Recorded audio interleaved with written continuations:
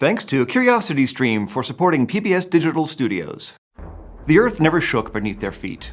We've never found their remains in the rocks. And by some standards, they're not even alive. They're just bits of protein and genetic information that might give you a sniffle for a couple of days, or worse. But they're also proof that even the very smallest things can have an outsized impact on the history of life. I'm talking, of course, about those tiny genetic burglars that you have been asking about for so long. Viruses. There's no fossil record of viruses in the conventional sense. They're just too small and fragile to be preserved in rock. But there are fossils of viruses of sorts preserved in the DNA of the host that they've infected, including you. And yeah, I mean, me too, to some extent, I guess. But this molecular fossil trail can help us understand where viruses came from, and how they evolved with the rest of us. And it can even help us tackle the biggest question of all. Are viruses alive? The key to the virus's success is their simplicity. In general, they consist of a bit of genetic information, either DNA or RNA, wrapped in a capsule of protein. Many are small, of course, on the order of tens of nanometers, while others are surprisingly big. But they all rely on infecting some sort of host to reproduce and survive. We think that viruses have been around as long as life itself, partly because they can infect all forms of life: bacteria, archaea, eukaryotes. And because they're so simple, some scientists think that they evolved alongside or even before the earliest cells. But without real fossils, how can we know the history of viruses? Enter the science of paleovirology. This is a young field within paleontology because it's built on another emerging field: genomics. In order to look for traces of ancient viruses, experts have to study the genomes of their hosts. It makes sense when you think about how viruses actually work. Viruses have to infect a host cell to access the machinery that it uses to replicate its DNA, and then hijack that machinery in order to reproduce. Which is like, when I say it out loud, such a scumbag move. The host cell is forced to manufacture new viruses, which then leave and look for new hosts to infect. Except, the viruses and the host don't always exactly part ways entirely. Sometimes the genome of the virus can become integrated into the DNA of the host. And as long as it doesn't cause a mutation that damages the host cell, that bit of viral information may stay there indefinitely. And if this happens in a cell that forms sperm or eggs, then the viral genome can actually be inherited, passed on to the host's offspring with the rest of its genome. So in this way, the viral genome becomes a sort of molecular fossil. And those ancient bits of viral information can also shed light on how old viruses are. That's because ordinarily viruses change really quickly. That's why you have to get a new flu shot every year. A virus mutates so fast that after a few hundred years, not much of the original genome may be left. However, if that DNA is integrated into its host, then it can only mutate as fast as the host does. And since hosts reproduce more slowly than viruses do, their mutation rate is slower too. All this means that the viral gene will be preserved, though not perfectly, for way longer than a virus that's just floating around out there on its own. Now, scientists can use this to help figure out the age of virus fossils.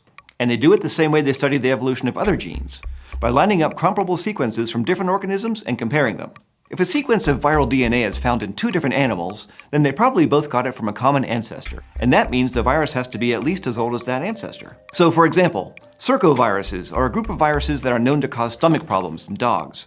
And scientists once thought that circoviruses had been around for less than 500 years. But traces of these viruses have been found in the genomes of dogs and also cats and even pandas. So the viruses must date back to before those mammals last shared a common ancestor, which might be as much as 68 million years ago in the late Cretaceous period. So what's the oldest evidence of viruses? Well, one study in 2011 looked at the history of brachyviruses, which specifically infect wasps. And it found evidence to suggest that the group these viruses belong to could be as old as insects themselves, dating back to the Carboniferous period, 310 million years ago. But other researchers brought the history of viruses even closer to home. Research in 2009 dated a gene found in mammals called CGIN1 to the early days of mammal evolution, between 125 and 180 million years ago. And that gene is thought to have originally come from a virus because parts of it resemble a type of RNA virus called a retrovirus. And guess what? You're a mammal! So some retrovirus infected a sperm or egg cell in one of our mammal ancestors millions of years ago, and now a gene derived from it is in you.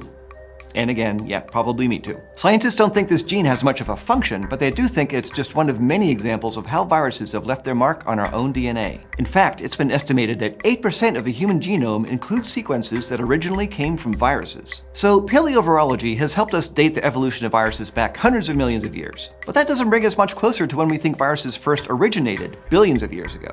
Now, there are a few different models for where viruses came from, and they're still hotly debated by scientists, so just be prepared if you pick a side. One model is known as the virus first model, and it holds that since viruses are so much simpler than cellular life, they must have evolved first. This would mean that viruses are older than the oldest single-celled organisms. They'd be relics of a time when all life was made up of simple, self-replicating units, probably made of RNA, which preyed on more complex life forms as they evolved. But there's also what's known as the escape hypothesis.